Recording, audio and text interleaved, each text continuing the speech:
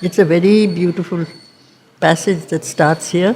It's a kind of a summary of the first stage of Sri Aurobindo's own personal yoga, which is the yoga out of the clutches of the ego and the ignorance.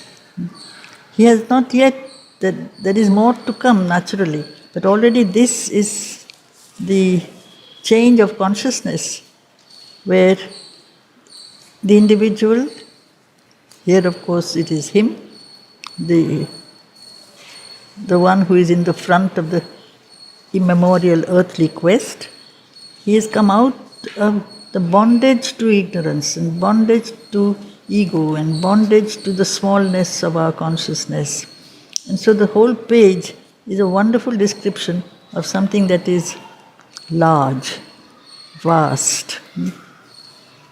Thus came his soul's release from ignorance, his mind and body's first spiritual change. A wide God knowledge poured down from above. A new world knowledge broadened from within. His daily thoughts looked up to the true and one. His commonest doings welled from an inner light. This is a marvelous, you might say, guidance for us, because though we have not yet opened our natures to the wide God knowledge or the vastness, because we are still trapped in the ego, the beginning could be where our daily thoughts and daily actions become inspired by the divine. This is what Mother keeps on repeating. We are not asked to withdraw from action. We are not asked to sit in silent contemplation. We are asked to work and express ourselves, but the true self. So his daily thoughts looked up to the true and one, to the divine, and not be bothered by all the littlenesses of the surface existence. His commonest doings welled from an inner light. Commonest doings, even as Mother speaks of in her little talks, short passages, where she says, things that are very simple. Your games, the games that you play, she spoke to the children, the studies, the work that you do, or the daily actions of even having a bath or brushing your teeth. Even these can and must be occasions where we remain connected with her. When this happens, then the way each action is done becomes a kind of a, you might say, establishing a continuous relationship with the divine. Whereas in him, of course, a wide God knowledge poured down from above, because his mind, he was a seeker of knowledge, Ashwapati, and he is no longer a believer that mind is the guide. There is something beyond the mind that is opening to the truth. Mind only has a narrow perspective. It sees only a little portion of the truth. It is a dividing factor. It sees something and puts it against the opposite and says, if this is right, the opposite is wrong. We can't really see the whole truth. To be able to see in a vaster, wider manner, we have to go beyond the mind. The range has to become wider. A new world knowledge. It is not that the world is something that is made of matter and contradicts the spirit as it is sometimes believed. Matter is also an expression of the divine. The world is a creation of the divine. Whatever is, even if it is not something we enjoy or like, is an expression of the divine. We may not like it because that is our incapacity to perceive the play of the divine in everything. So, awakened to the lines that nature hides. We see only the surface nature. We see the outer forms. He is no longer trapped in that. He is aware, he becomes conscious of that play of forces, line of forces that make the outer form, that sustain the outer form, that hold up, it doesn't break up. The universe is a continuous creation. It doesn't collapse, it doesn't break up. Something is holding it up from within, from above, from below. He becomes aware that there is a field of forces which on the surface takes the aspect of an expression, an experience, an form of nature. So awakened to the lines that nature hides, attuned to her movements that exceed our ken. Ken is the range of vision. Now when my range of vision is narrow, as it is usually, I see only as much as I understand only as much as I can see. So truth is according to my understanding. What I cannot understand, what I cannot see, for me is not real. But he has widened his vision and he has become in harmony with, attuned to the movements of that play of the universal nature. Here nature is not just a field of manifestation. Nature, the manifestation of nature is controlled and guided by a force, a Shakti. This Prakriti, it is the Para-Prakriti, it is the divine Shakti that is working itself out. So it is one aspect, it is the, you might say, executive power of the divine consciousness. The Chit Shakti in the origin, the consciousness, works itself out through its force. So nature in its highest form is an expression of the supreme consciousness. And that is exactly what Mother says about herself. That without thee I exist not, she says about herself and Sri Aurobindo. Without me thou art unmanifest. I manifest you, I do your work. So the two blend, they are two aspects of the same. He grew one with a covert universe, hidden behind the surface. So reality is not what is only apparent. There is another world, and a second, and a third. And the ancient sages knew the existence of world upon world upon world upon world, of which the outermost world is what we see. And so this is called the outer crust of truth. The truth is infinitely deep, vast, profound. So he became aware of these forces and learned to control them. His grasp surprised her mightiest energy springs. The source of that force is the divine consciousness. He is at work in everything, even in the deepest inconscience, he is there. The whole play of evolution and change is because he is hiding in the inconscient and gradually unfolds his power, progressively uncoils himself and emerges into light, from the lesser light to the greater light, progressively.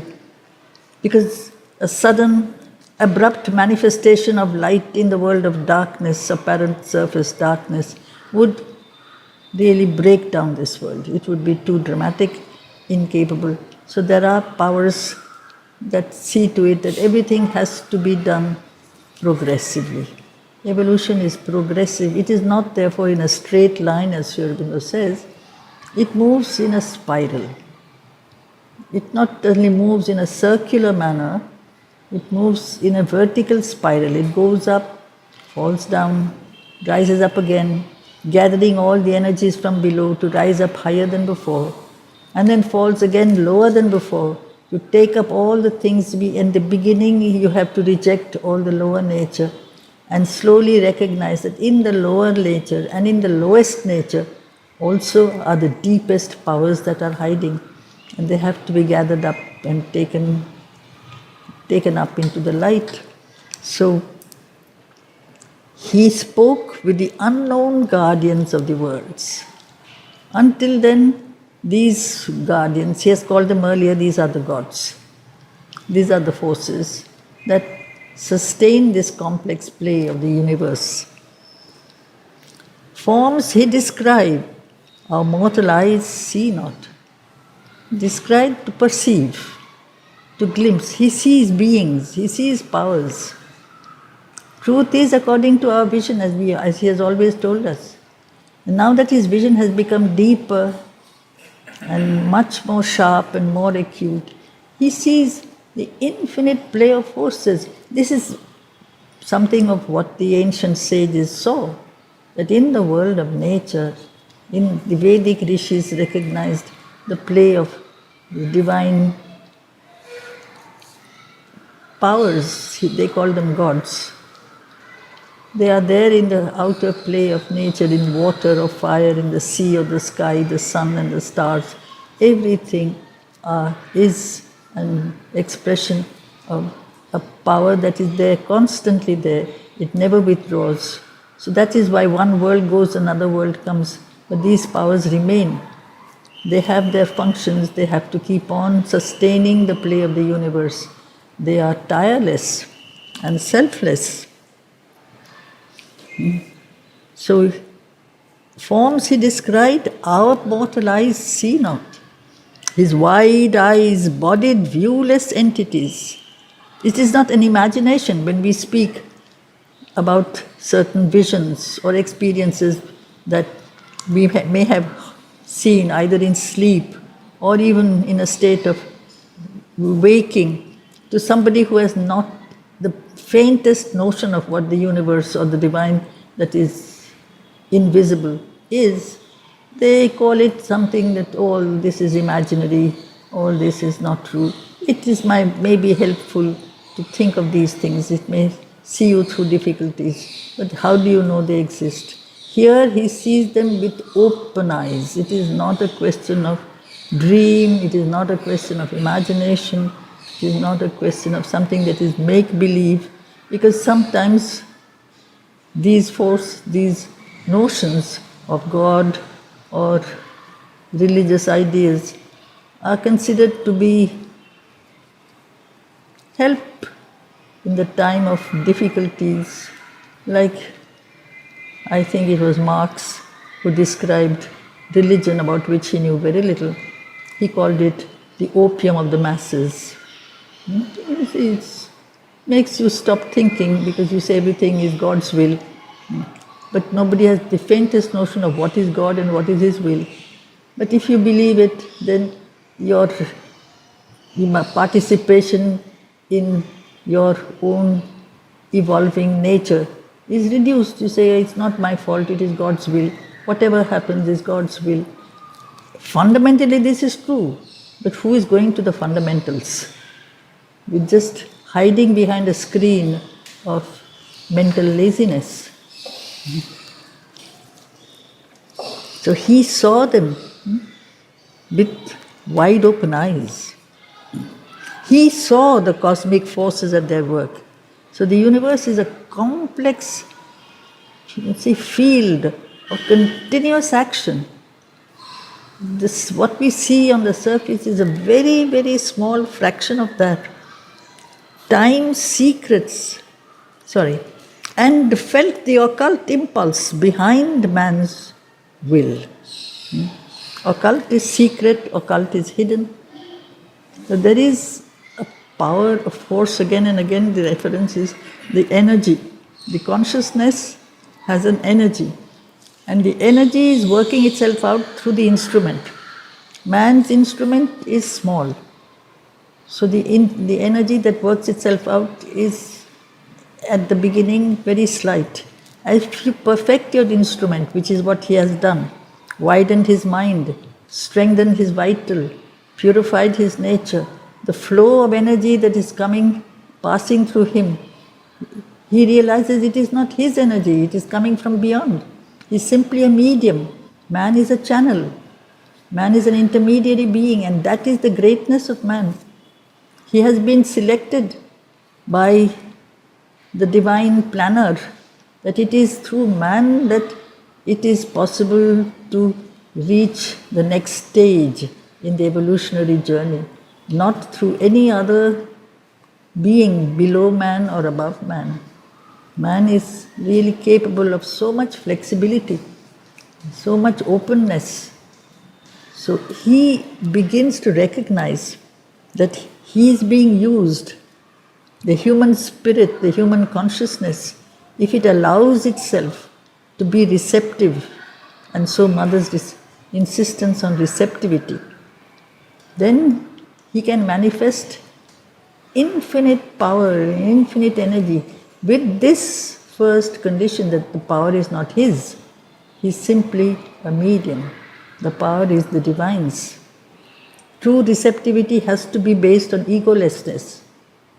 If the ego is there, you are pulling the powers, you want to become a kind of being through whom a force manifests. If your pulling is very intense, something may come down, but it will in the end break you. So instead, one has to remain completely quiet, completely open, call and allow the forces to pass through the being. For that receptivity, which has to be also accompanied by total purity, no ego, no demand, the vital has to be silent. So this is the preparation of the yoga of the soul that is now free to emerge from all these outer layers that inhibit, that stop, that disturb the manifestation of the truth of the human possibility. A human being can reach the highest levels of consciousness, but at every step he is met with not one, but any number of difficulties. So it is a constant, you might say, vigilance that is required. You have to be alert, you have to be sincere. That's the first thing Mother says. The first condition is that there has to be sincerity. And in that sincerity again, there is no demand, there is no claim, no desire. It is just, I'm just yours, and you do through me whatever you think should be done by my instrument. Just like a perfect instrument has no demands. There is a very beautiful short essay. It's really like poetry, but it is prose. I don't know if you have read it. The delight of being an instrument, it is called the delight of works. So, the sword, the arrow, they don't ask where they should fall or whom they should strike. They are created for a purpose, and that purpose is decided by the person who is controlling the force. We are like that. We are simply instruments in the hands of greater force. Then we can feel the occult impulse behind the will. It is not our will, it is her will, because she is the one who is working. So time's secrets were to him an oft-read book. He is a seeker also of knowledge. All the time Sri Aurobindo has repeated, particularly in his letters also, that he started this journey of consciousness as a seeker of knowledge. So, what is time's secrets? Why am I here now? I am here now in the middle of the road. What has brought me to this state where I am what I am? I have passed through different stages on the path. I have grown, I have fallen. So these things we have completely forgotten. We consider ourselves as we are now. We are ourselves now because we have been whatever we have been. And that is also part of the karma yoga. Jnana yoga and karma yoga have to go together. There is a consequence. I am what I am because I was what I was. I have no knowledge of what I was. Not today, not yesterday, but hundreds of lives earlier also. It's a continuous journey. I can't suddenly be in the middle of a road. The road started somewhere. That road is the development towards a conscious realization. Nature has been trying that. That is evolution. And slowly I realized that I have passed through certain experiences, passed through different stages, and that is again something that Mother talks about herself. Says whenever and wherever there was a new possibility of consciousness, a manifestation of a new consciousness, I was there. She takes birth. So this force is manifested whenever a new stage in the journey of consciousness comes. So she's there constantly guiding, constantly helping. We are completely blinded by our selves, particularly if I have a little knowledge. I'm so thrilled with the little bit of knowledge that I have. I think very highly of myself. I'm not aware that I have become whatever I have become thanks to the play of the forces that have been working behind and below, constantly pushing, guiding, sometimes also hammering, chiseling, breaking down opposition. The whole journey of consciousness is not straight. There is suffering, there is failure, there is fall, there is rising up again. So the secrets of the past prepare the present. The present prepares the future. This is a continuous journey. The records of the future and the past outline their excerpts on the etheric page.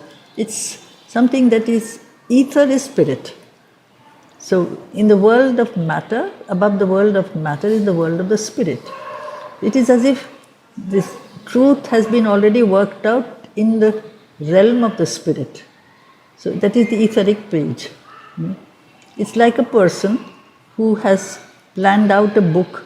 It is already there, or a poem, or even a painting. It is there existing in his mind, in his consciousness, before he starts working on it in actual material expression. So it is, therefore, the future exists before the past. The future doesn't come after the past and the present. The future comes at first. Because when we are moving towards something, the goal pre-exists the journey. I'm moving towards a goal. It is because I have that goal in mind that I start the journey. I'm moving towards that end. So the future is there, always present. Towards that future, my whole journey has been leading me. Unknown to me, to my surface nature, unknown to myself, it is towards that end that we have been moving. This is again and again what Mother says, unknown to you all. To all those who have turned to her, there must have been in all of us, somewhere, a need to be close to the Divine, which we have forgotten. But because at some point, something in the being said, I belong to you. And so the journey was started.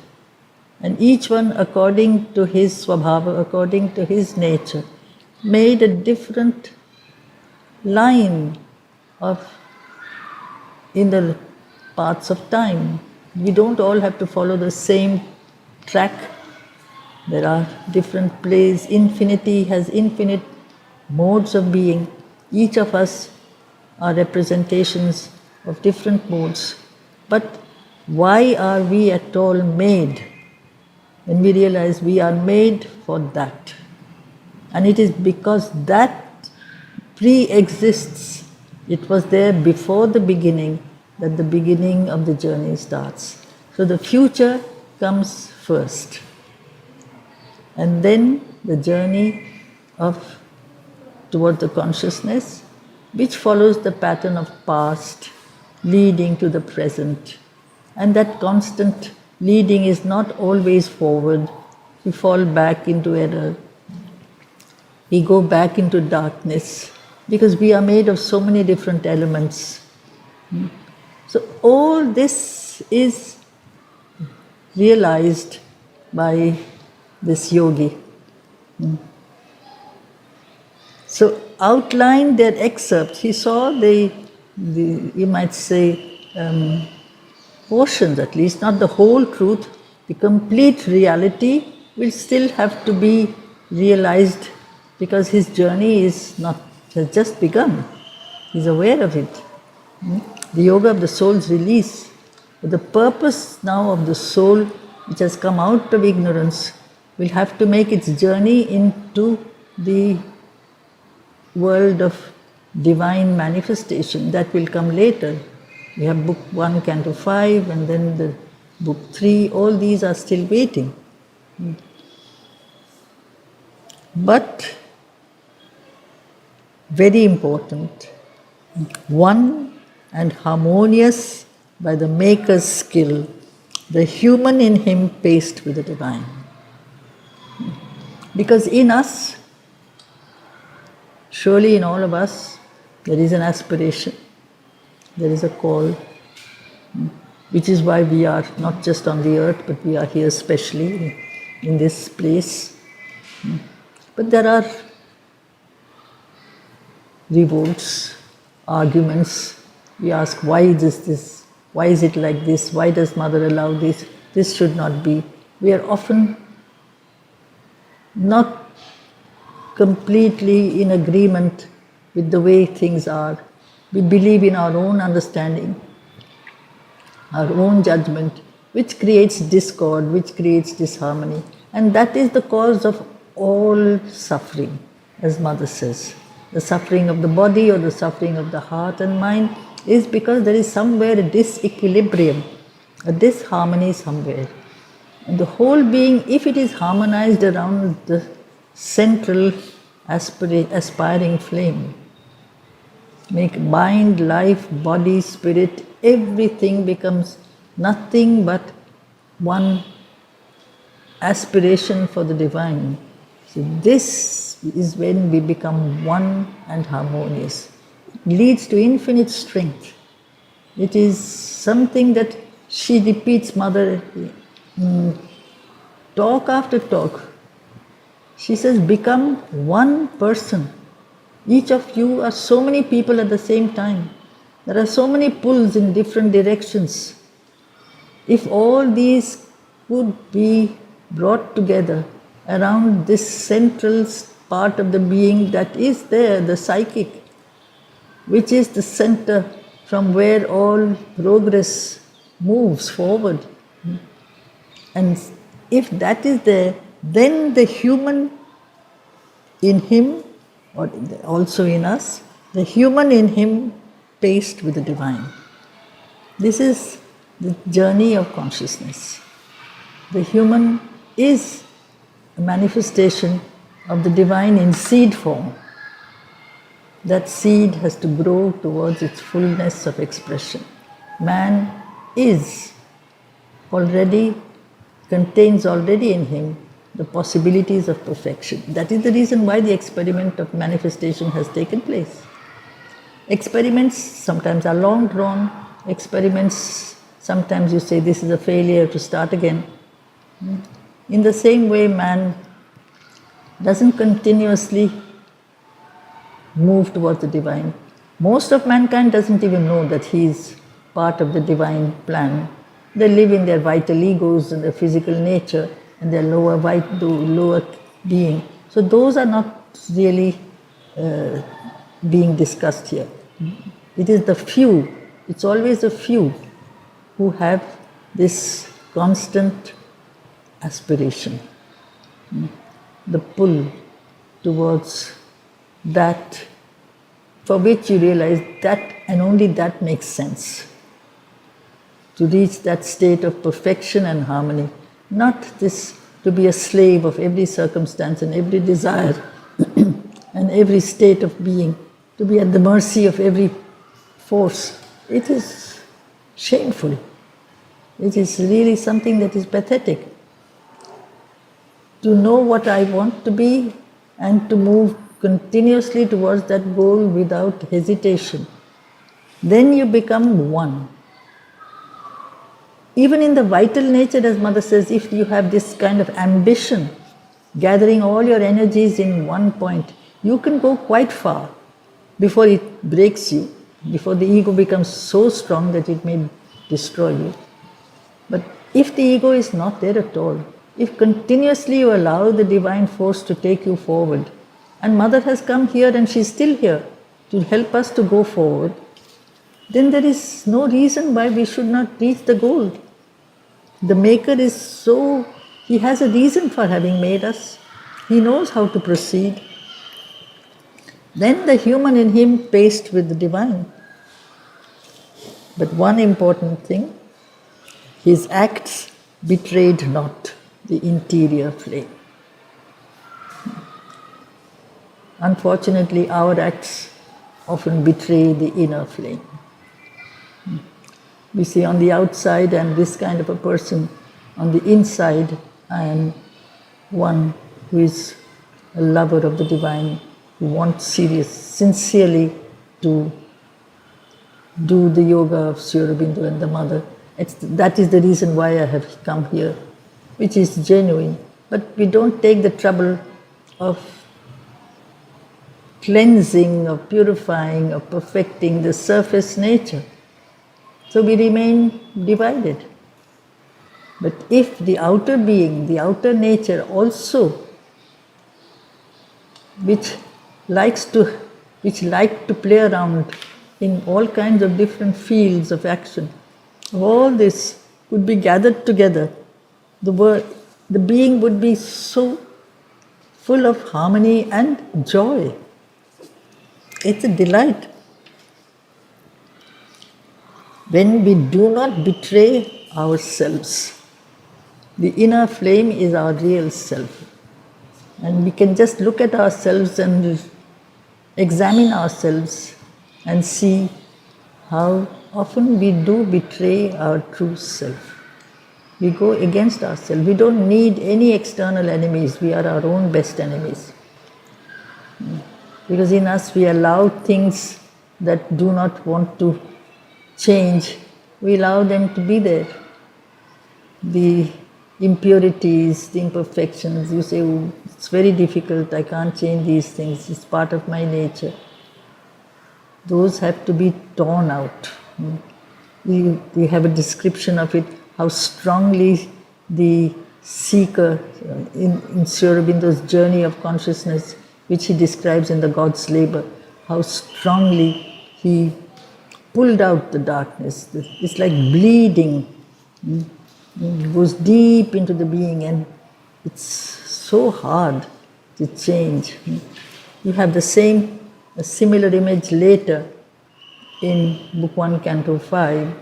He tore desire out by its bleeding roots and offered to the gods the vacant place.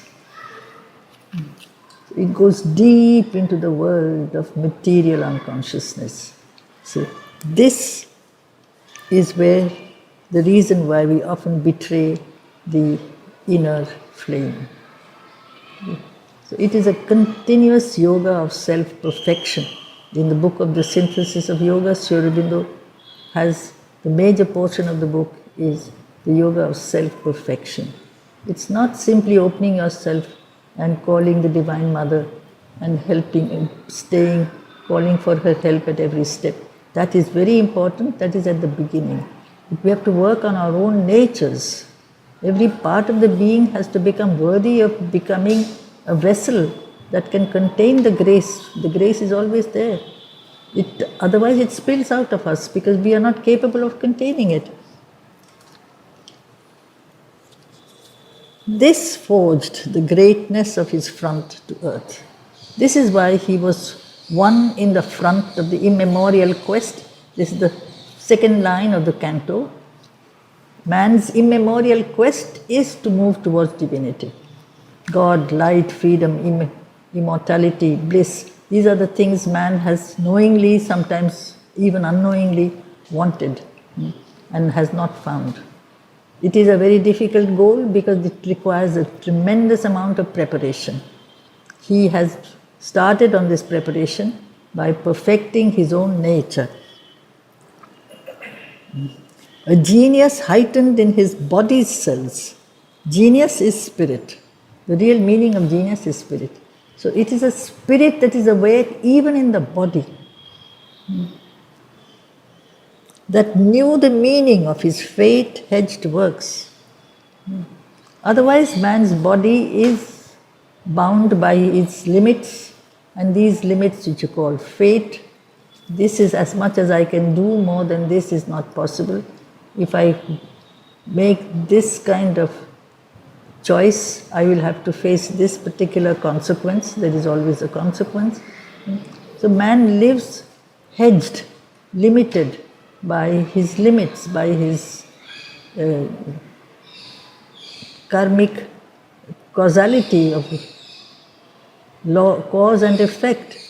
But if the spirit is there in the consciousness, that is, the spirit is there in the body also, that can overcome, because it is in the world of matter that the greatest resistance has expressed itself, matter and the lower vital. So when the spirit becomes awake in the body also, a genius heightened in his body's cells that knew the meaning of his fate-hedged works, akin to the march of unaccomplished powers beyond the life's arc in spirit's immensities.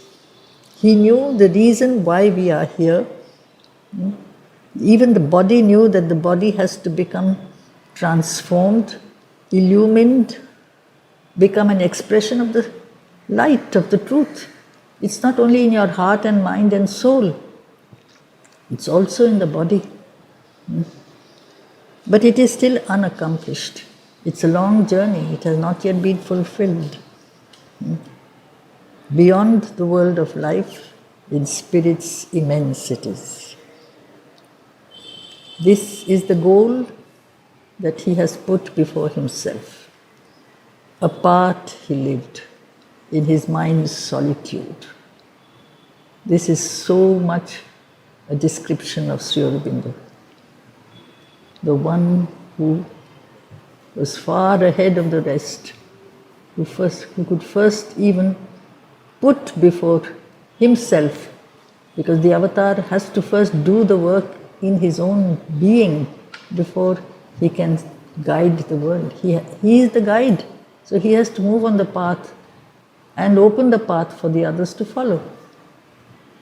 So therefore, he is far ahead of the rest. And if you read anything of Sri Aurobindo, you realize how far ahead he is, even in terms of notions, concepts, ideas, goals, all things. The possibility which today slowly in certain fields of human activity, in science or in thought, you see fields of discovery that are opening up. He has talked of them long before, almost 100 years before now. Apart he lived in his mind's solitude, a demigod shaping the lives of men, opening up a new play of human manifestation. One soul's ambition lifted up the race. This is always the nature of the leader of humanity, the avatar who comes to show the way. He puts before man a greater goal, a greater future. We are not necessarily obliged to remain trapped in the darkness or trapped in our weakness. We can go into the world and live in the world of light. A power worked. This is the divine, the avatar is the divine who has become human, but none knew whence it came. So this is a beautiful description of Sri Aurobindo and the mother, but particularly of himself in these lines. Nobody knew from where he came. He looked so modest, so simple, on the outside.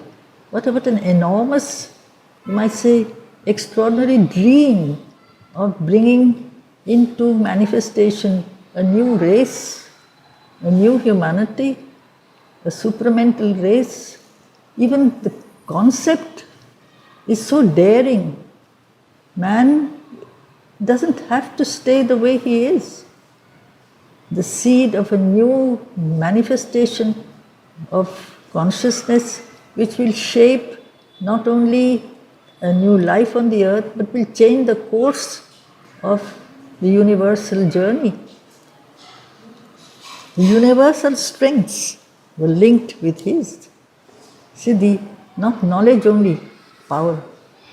When you have great dreams, you have to have the strength to dream and the belief and the ability to make that dream real. You can make it real if you live it. He is beginning to live it. We also are reading about these dreams. If we are truly sincere and loyal and honest, we have to start living this dream. Otherwise, it's really almost a form of betrayal. He's given us so much, knowing that we should be able to follow in his wake. Well, for each of us to look at ourselves and see whether we are making the effort. The power worked, but none knew whence it came. The universal strengths were linked with his, filling earth's smallness with their boundless breadths. He drew the energies that transmute an age.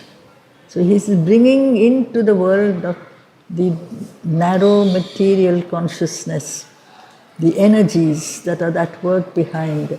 And it is these powers that can change, can transmute. Transmutation is not exactly transformation. It is to bring out from within what is already there in seed form. And you can have, therefore, in seed form, the human is already, you might say, a divine being, which is why Mother says you have to become what you already are. Becoming is life. It is a field of growth and change. Becoming what? What you are in essence. Immeasurable by the common look, he made great dreams, a mold for coming things, and cast his deeds like bronze to front the years. A sense of something that will be well, you might say, founded in the world of matter, bronze, strong, resistant metal. It is not just a dream in the world of the spirit. Earlier, men had dreams that were, you withdraw into the world of light which is far above, and you are freed from the bondage to the lower creation. No, the lower creation is the starting point of change and can manifest the divine, because the divine is hiding inside and has to be brought out. And that bringing out is a very strong, continuous effort of action, of battle. It's a battle. So there are certain poems like Sri Aurobindo's sonnet which says, in the battle. He has to fight at every step. You have to be a hero. A sadhak has to be a hero and a warrior. So he cast his deeds like bronze to front the years. His walk through time outstripped the human stride. Lonely his days and splendid like the suns. This is he, the Supreme. So here, the one who is the leader and the guide will always be lonely. He's always separate. Like the sun. We draw our energy, we draw our light from the sun. But the sun remains by itself alone. It's also very interesting. Savitri is the daughter of the sun. Savitri is the sun. So it is as if at the same time he has sent down an emanation, a guide to lead us towards the goal. Okay.